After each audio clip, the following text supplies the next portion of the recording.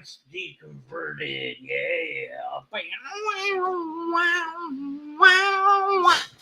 Is there a God? I don't even know. What is a God? Tell me how you know what God is. What was your method to figure out what God is? Do you even have it? I don't know. 0 citations for any of this.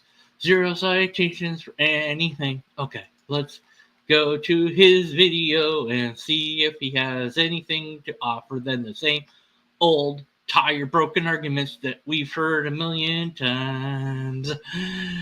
Is there a God? No, thanks for asking. Okay. Well, wouldn't it be nice to start with what God is and how we know what God is? No, we're not going to do that. So what's this? Okay. All right. So it's the most important question you could ever ask, and that is, does God exist? I don't think it's the most important question you could ask.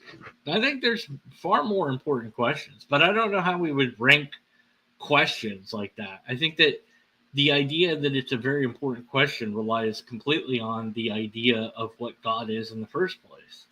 Anyways, yeah. Is there a God that created everything? Or am I simply here by chance? That's a false dichotomy. God could have created everything by chance. It could have used chance to create things and said, I don't know what's going to happen. Let's find out. So God could have easily created this universe and many universes just using pure chance. So maybe it's both. Also, of course, as typical with apologists, when talking about cosmology or biological evolution, they say chance and they always leave out the filtering mechanism that is death or simply things not working. So some elements can link together, others can't. And so those that do can, and that forms more complex things and so on and so forth. And that's what makes things go. So that's not just pure chance on its own. So this is a misrepresentation of reality, but, that's very typical. And what you believe about this question alone will impact how you choose to live the rest of your life. Maybe, maybe not. It might have 0 impact. Who knows? Depends on the person you are. Depends upon your other beliefs linked to God. So it might have an impact or it might not. These are just sweeping statements you're saying that you think are true without any support to show that they're true. Now, the question of whether or not God exists is kind of similar to asking, is there a purpose to life? Is there a meaning to all of this? Is it? Because the answer to those questions is completely subjective, depending on your own personal thoughts and feelings. So if you're really wanting to say it's like those questions, then the answer is it depends who you ask. Oh, well, I guess then I agree with you. Yeah, some people will say yes, some people will say no. And before we get into that discussion, I want us firstly to define some terms. Surely you have all heard of the term atheist. An atheist is someone who rejects the belief in the existence of God. Now, that is one definition. There's a second definition, which is somebody who does not have a belief in God. This is one that is usually used by, I would dare say, many, if not most, atheists. If you look up the definitions of atheist, you will see this definition appear more often than not as the first definition. Sometimes it shows up as a second. But if you were to ask atheists what they mean by atheists, or you even just read lots of posts by atheists or videos by atheists, it would not take that long to discover that many atheists think, no, I just don't believe in God. And I'm not necessarily saying there is no God, but it depends what God is. And since it's an undefined term, I don't know what it is, so how can I possibly believe that it is a thing in the first place? most atheists would subscribe to a belief known as materialism. Okay, so you said most atheists. How do you know this? Do you have a survey of atheists that shows, in fact, a high percentile of atheists have this position? If not, don't just say this statement. I said, that many atheists have the idea that atheism is a lack of belief in God. Now, I say this without any study to show it, any survey to show it. But if you want some proof of that, I can dig it up for you. I don't know that I can dig up a survey per se, but I can certainly show examples of atheists time and again saying that there's more than, that they would prefer one definition over the other. I can also show that there is multiple definitions. So you can be skeptical that this is true. I'm willing to admit that you can be. But he just says, oh, they're all this without any allowance for error. Whereas I would say, look, based on my interaction with atheists, as limited scope as that is, I can say with some amount of confidence that those atheists would say, no, I just don't believe in God. It doesn't mean that I think there isn't a God. It just depends what God is. I don't even know what God is, so that's a problem.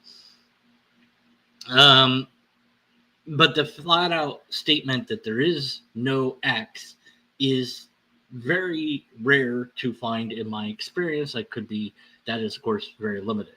So he could have said, in his experience, this seems to be the case, and I would let it slide, but he didn't do that. So I'm just pointing it out and say, hey, look, before you make a sweeping statement like many atheists are naturalists or materialists, you better have something to prove that. Not the type of materialism where someone is overly obsessed with money or having more. But materialism in this sense is the idea that the physical universe is all that there is. There is no supernatural guiding force. There is no God running the universe. Instead, what you see is what you get. Well, now see, I kind of, that's not actually what materialism really says per se. It just says, the only thing there is the material fabric of reality as we observe it. And that seems, pretty straightforward. I mean, for the most part, what you see is what you get. Why would you think that there's more to it than what can be observed? There is no unseen world. All of what you can see is all of that which exists. Now, the second term, theist. The theist would be the exact opposite of an atheist. Well, kind of. Not really, though, because the only difference is one believes in God and the other doesn't. All these other attributes that you're attaching are other ideas that they may or may not hold. A theist could readily believe in a God that is part of the natural world, that is itself natural and not supernatural, that is completely consistent with some types of theology. So you are painting a dichotomy that doesn't necessarily exist. A theist would be someone that affirms, that believes in the existence of at least one God. And the reason why I say at least one is because a theist could actually be someone who believes in the existence of multiple gods. So, unlike the atheist, a theist would reject the idea that what you see is what you get. The unseen world exists. In other words, they believe there is something beyond this physical world. Okay, I mean, broadly speaking, I suppose that's a decent enough definition of theism. So yeah, why do you believe that there's something that you can't verify? Now, you would think that in his video here, he would explain why we should believe in this unseen world. Yeah, I mean, I would. That's what I would think, right? You would think that. He's not going to do it. So who's right? Is it the atheist or the theist? Is this universe all there is? Is there a God who created everything we can see? So today I want us to Maybe there was a God and it died in order to make the universe. So there's no current God now, but there used to be a God, but it died in order to make the universe. Then the theist was right at one point, but now the atheist is right. See, these false dichotomies just kind of pile up on each other, you know? look at two quick reasons why many people believe in God and why I do too. The first argument I want to look at is the moral argument. The moral argument for God's existence is this. Well, hold on. That's not what you said. You said the reason why people believe. The reason why people believe in God, the majority reason is what? I don't know. Anything I said would be pure speculation. I think that you could say that one reason people believe in God is they were told God exists as a young person and they just believed that was true. And that indoctrination lasts their entire life. So that's one potential reason why people believe in God. Another potential reason why people believe in God is pattern seeking. Humans are creatures that look for patterns and find them even when they aren't a thing. And so that might be another reason. So there's also a social reason that you might believe in God. Other people that you like believe in God, or that you know believe in God, or if everyone around you believes in God, it's much easier to believe in God to fit in than to not. So there's which one of those is the or a more popular reason why people believe. Without a survey, I couldn't tell you.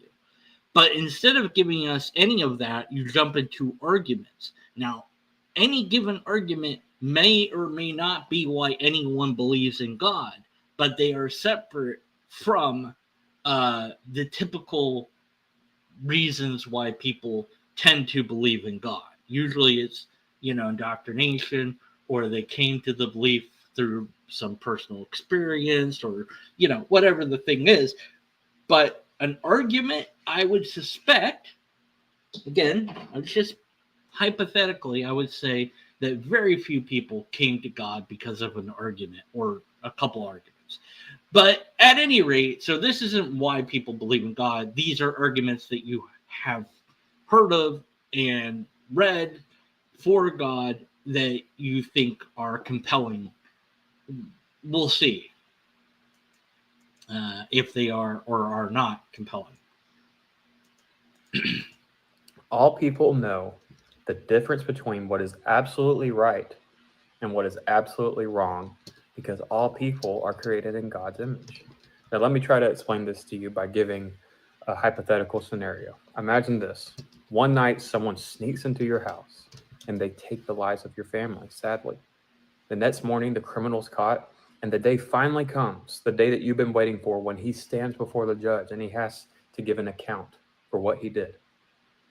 And he says to the judge, I don't think what I did was wrong.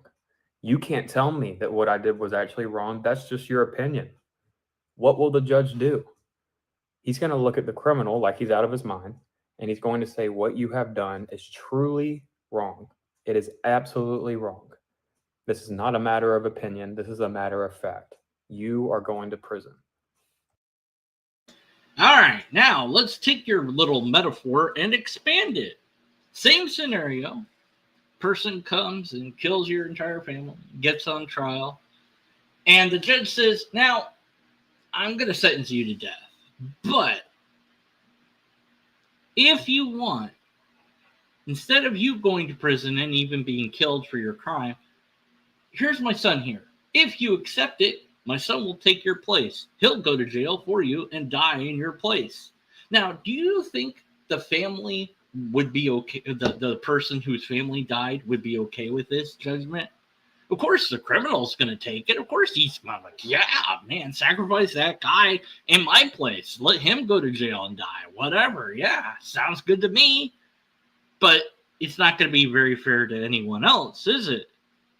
But that is indeed the scenario that Judeo-Christianity has. You have a substitute that dies, goes to jail in your place, and does so for your various quote-unquote sins. And this is fine somehow. It's just somehow. I don't know how, because the payment is not being made by them. The payment's being made by somebody else. And the Christians get short-circuited when confronted with this. Your system is not true justice. Your system is substitution. That's not justice. But if you did pay for your sin, you die. Well, then I guess that's the consequence. Everyone should die then. There shouldn't be anyone going to heaven at all, ever.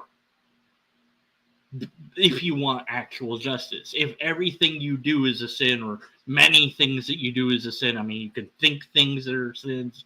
You can do things that are sins, and all that's going to wind you up in eternal jail forever. Well, then I guess that's where you belong. And yet the Christian says, no, if you accept Jesus, then he goes in your place and you don't have to go to jail. But also, Jesus isn't in jail. Jesus isn't in the prison. Jesus isn't in hell. Jesus just died and came back.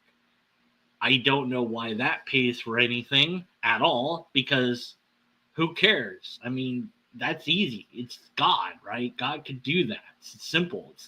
But it's not cosmic justice, is it?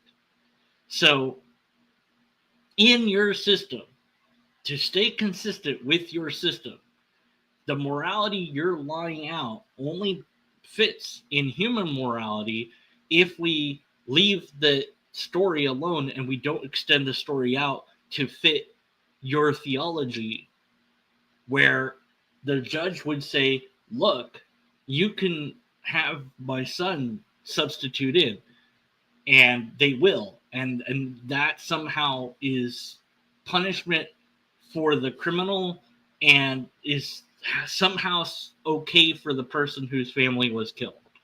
Because again, now imagine this: a woman gets assaulted and killed by a guy, but in the process she winds up killing the guy as well.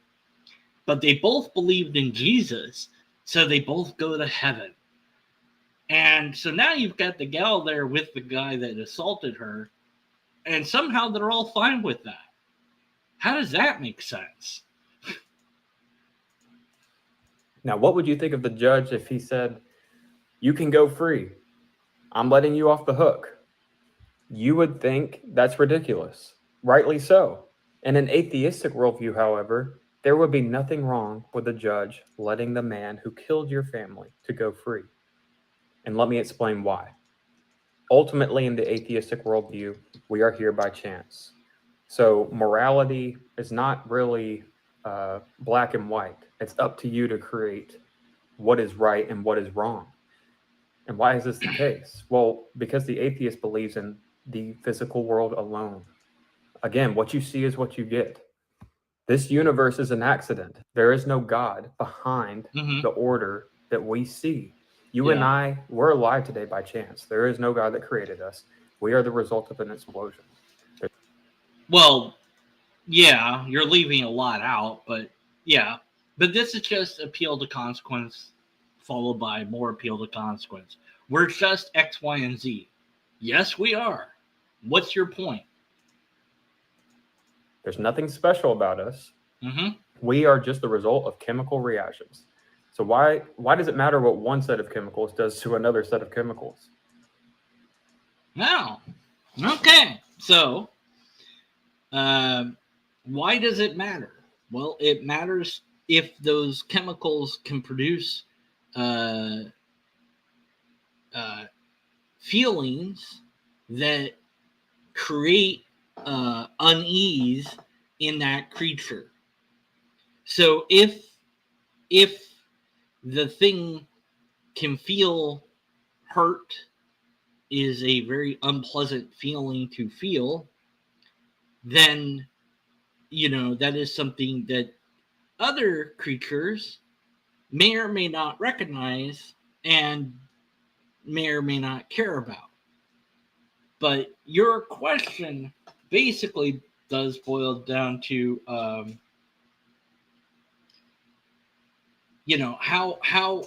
how to be moral unless there's a God? Well, be moral because people exist, for sure. We humans exist, and we tend to have empathy towards other humans, and it absolutely matters to us in the here and now.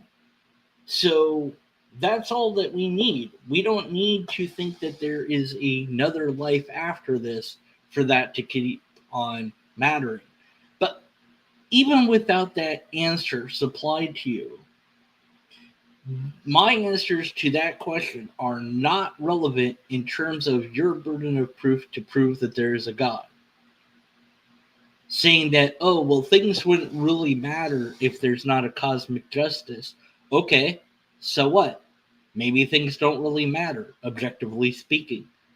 That you can't use the appeal to consequence to then try to prove that something else is true.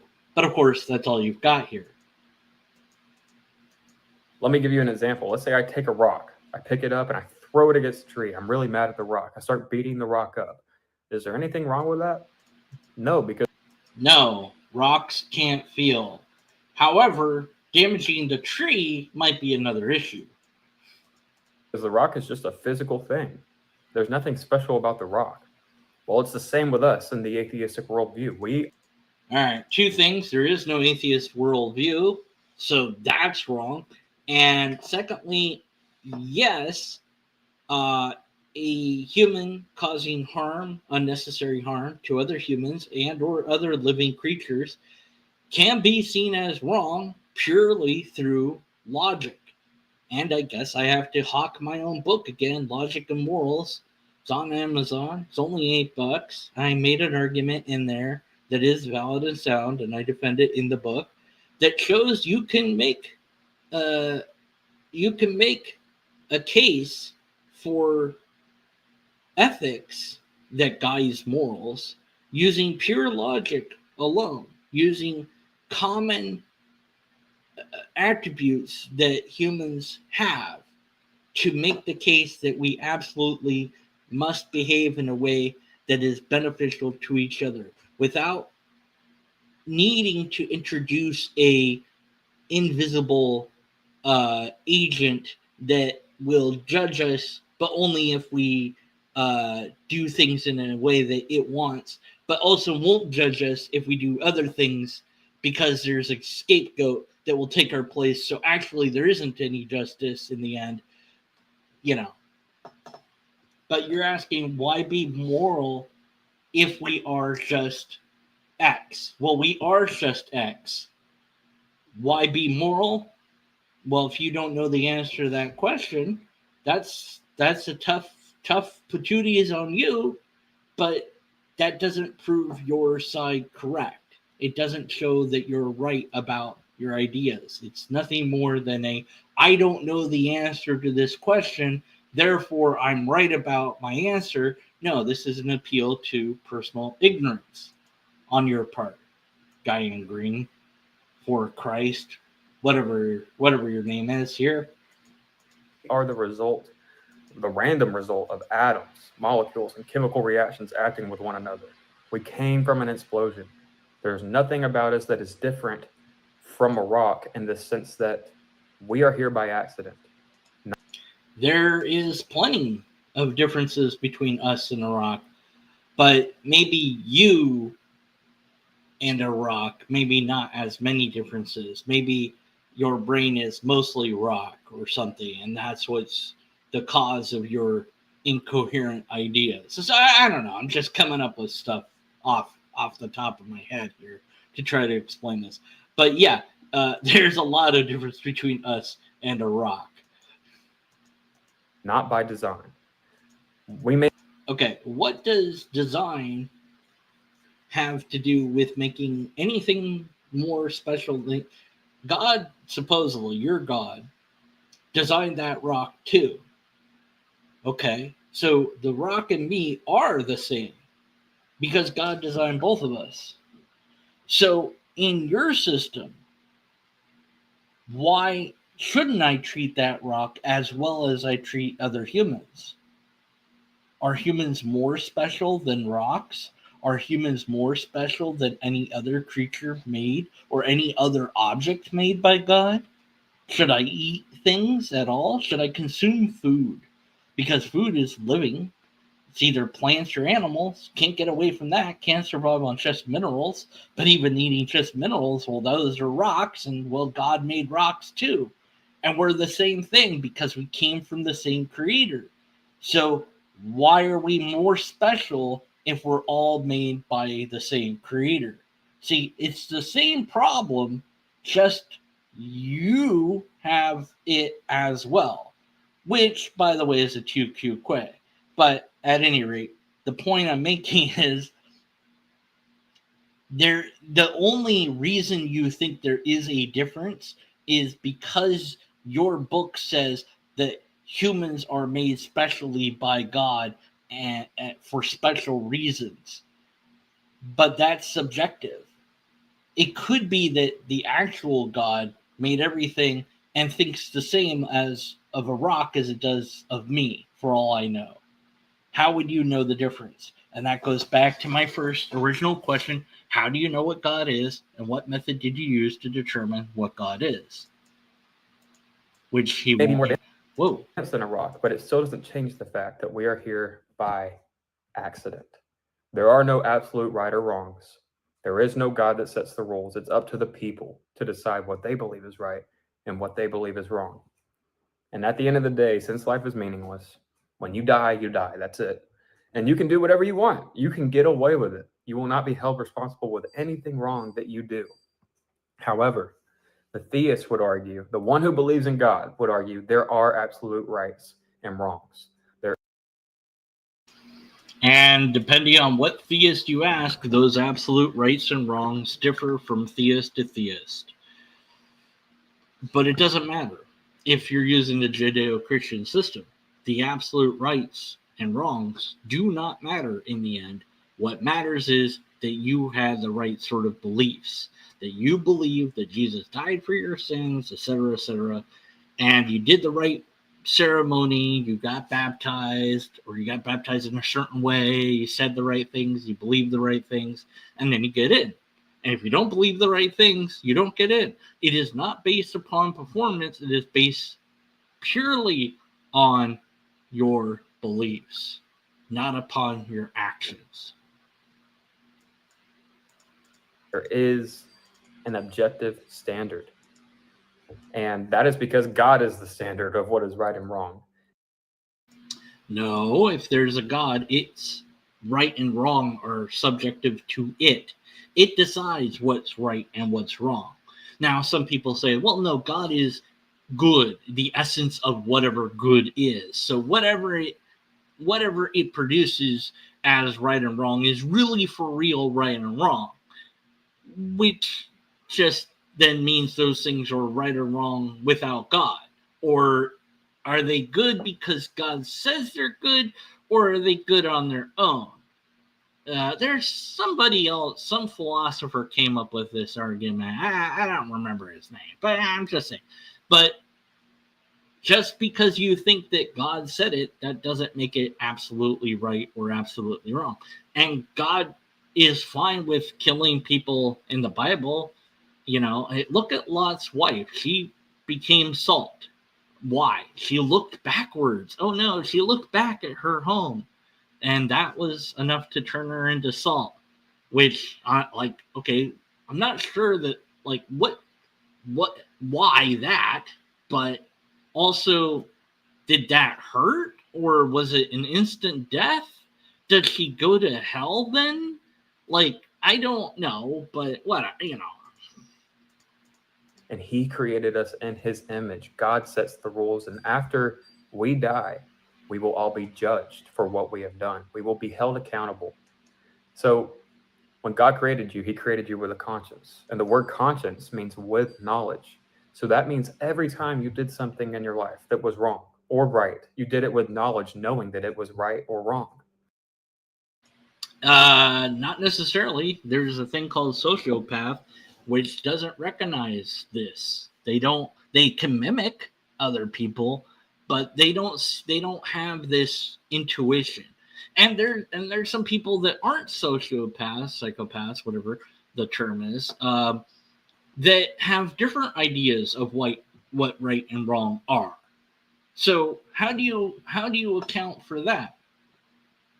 This is a idea based on your beliefs about your theology, but these ideas need to be shown to be true. That's what you should be doing in this video, is saying, here's why God exists, and then giving us that reason. But you're not. You're giving us this moral argument that is such a watered down version of the moral argument that it falls apart. But even if you gave us the actual syllogism of the moral argument, it still has logical fallacies, just to let you know. The moral argument doesn't work for the Judeo-Christian God. It might work for other versions of God, but it doesn't work for the Judeo version of God. And I would dare say it doesn't even work for the other versions of God, because morals are based on ethics, and ethics are completely human creations. We made up the ethical systems, including the one that you would be under, which would be divine command theory. That's the one where you have to do whatever God tells you to do. If God tells you to kill somebody, then it must be morally right for you to kill that person. Whether or not you think it's right or wrong doesn't matter, because when God says to do it, you do it. So the problem with that is, if you think that doing X thing is a sin or wrong or evil or against God, then you're not allowed to question it. You're not allowed compromise. You're not allowed negotiation on that issue. This is it. This is how it must be. The end. And that's going to cause problems with people that believe some other thing about some other version of God, especially when those two beliefs are incompatible with each other.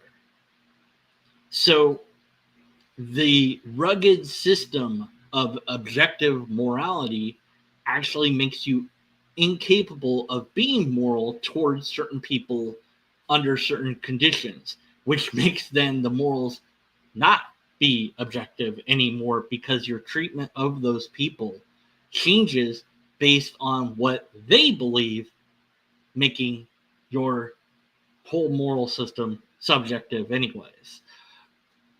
But there's no connection between objective morality, even if you could show it was true, which you can't, and God existing. You would need to show the link between these things, and you have failed to do so. So the moral argument doesn't work, can't work, and you're not even presenting it very well anyways. But it's not proof of God. In summary, the moral argument for God's existence is that there are things that are absolutely right and absolutely wrong, because we are made in the image of God, and we are ultimately responsible and accountable to Him for everything that we do. Now, the second argument we're going to be looking at for God's existence is the argument from design, which is one of my favorites. Oh, God. Look at the trees. If you assume that there's design, then you're done, because this is circular reasoning. You assume design, therefore it's designed. So it's not even an argument. It's not logical. All right, go ahead. Let's see what you got. Now, let's take a look at this book. Oh, no. This is just the watchmaker argument. This is a devotional book. It's called Real Discipleship. You can see it has multiple different colors. Very creative. And if you look at the back, you can even see a quick description that's written about the book. And if you were to sit down and take the time, you could read it and make sense of it, because it was intentionally designed by someone. Now, what would you say if someone told you that that book just happened to come into existence by accident? Not by design, not by intentionality. It is a random result of nothing. It just happened. It just popped into existence. You would say that person is a fool. And that's why it says the fool has said in his heart, that there is no God. All right, I kind of just want to like turn this video off at this point and throw him across the room, metaphorically speaking. Read the rest of that song. I just covered this last video. Last video I did. This idiot said the same thing. He quoted, "The fool says in his heart." He didn't read the rest of the psalm. Read the rest of the psalm, dude. Tell me if it applies to me or anyone else for that matter. Read the entire dang thing of the Bible for a change. Also, what's a psalm? Please enlighten me. Is a psalm something that applies to us, or is it just a song? A song, and by the way, that's the word. That it's a poem, it's a song. It's not meant to tell us about people. Nitwit. The design argument relies upon your non-understanding of reality to some extent. Okay, books are not people. People are not books. Trees are not books. Well, I guess the tree becomes a book because you make it into paper, and then you make the paper into a book. So technically speaking, I suppose a tree becomes a book, but it's still distinct from a book. So in a way, the tree evolves into a book. The way that life came about is through a natural process of biological evolution that took a lot of time to get to where it is. Right now, if you look at it, it looks pretty damn amazing. And it might look to some degree designed to you, but that's only because of your personal ignorance on the subject of biological evolution, which you need to educate yourself on. That's it. And then once you understand it, you're like, okay, that's pretty cool. Now, could God be behind all that? Sure. But the amazing thing is you don't need God to be involved at all. This process works seemingly well enough on its own without any intervention. But if we're going to go with the design argument, then I'm going to have to say that the designer is a bad one. Because no good designer would put the amusement park on top of and next to the waste disposal plant, which our amusement park is on top of and inside of and part of the waste disposal plant, and it's also next to it. Why would it do that? That's silly. And that's just one bad design choice. Why is it that the two tubes that connect from my mouth, one goes to my lung, the other goes to my stomach, and they're right next to each other in such a way that only a little flap prevents me from choking? Why can't I have a separate place to breathe out of that has nothing to do with the place that I eat from? Why do I need to eat at all in the first place? It's pretty bad design that I need to consume things to produce energy. And entropy of humans is a bad design. There's so many bad choices that I gotta think that if there's a designer, it's just dumb. So the argument from design only works on the extreme ignorant, and it fails once you understand science, and it also fails on a logical level. You can just think even for a moment about the flawed way that humans, as well as other animals, are built. We only get two set of teeth. Why? Sharks get basically infinite teeth. Our eyesight isn't as good as some birds. Why? Some insects can see colors that we can't, infrared and ultraviolet. Why can't we? Cats can see in very much little light. Why can't we? Why does our hair change color? Why do we have hair in places where we don't even need hair? Why are our bones something that we can break? Why do we have parts that can fail us?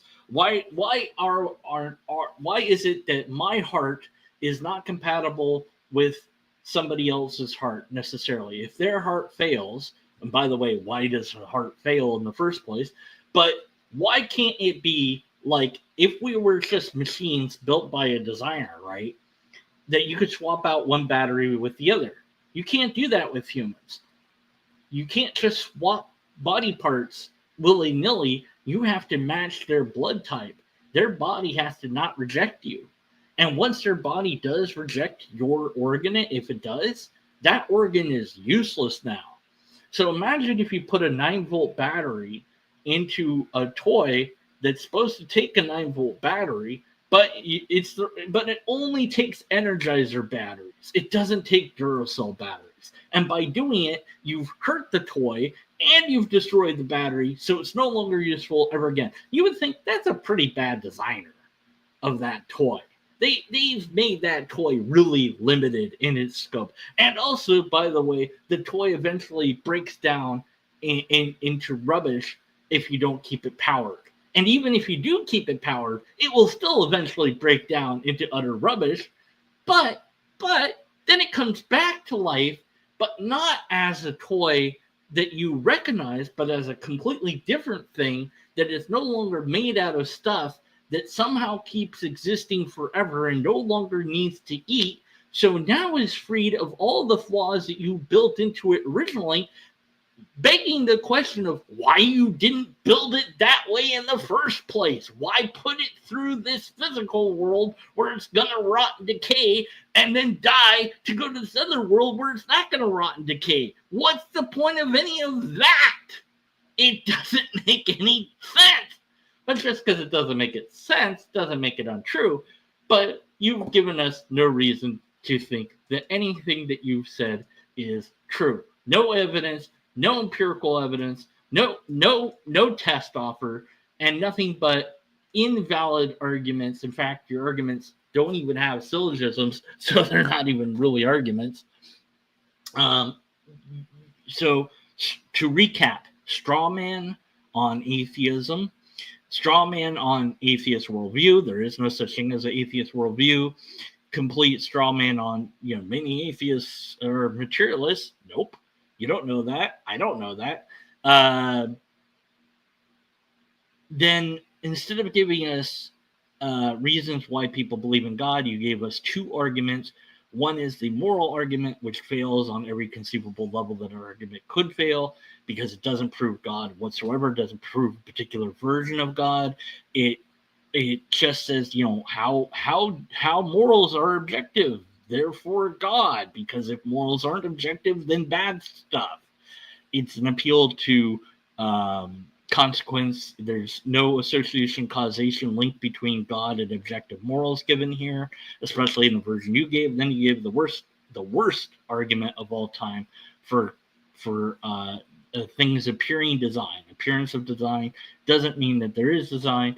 And when it comes to humans and biological systems, we find that we aren't designed. In fact, we find that the choices that were made that are present in our bodies is the exact opposite of what we would find if we were designed by an intelligence of any sort at all, even a little bit.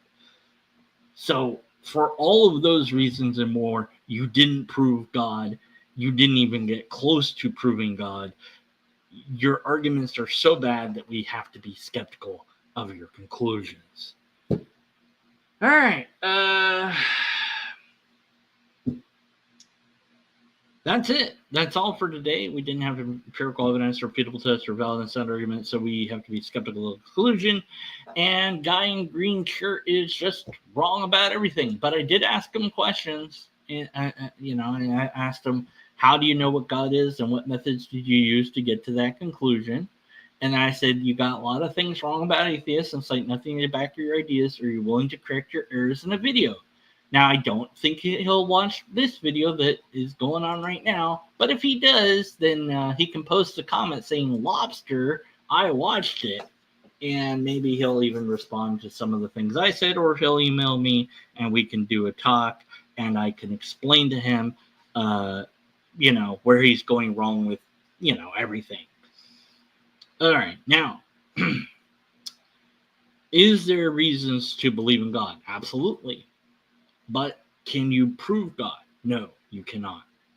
There's no way that I know of to prove God.